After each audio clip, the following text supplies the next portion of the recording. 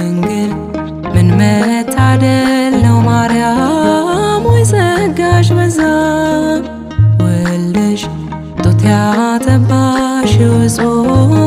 የዓለሙም ቤዛ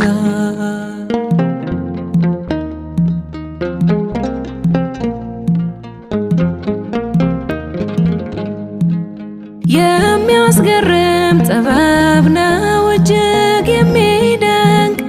ከህሊና በላይ ነው ካይምሮ ሚረቅ ታላቁ መገለጥ ነው የምናወራው የእግዚአብሔር ልጅ የሰው ልጅ መሆኑ እንዴት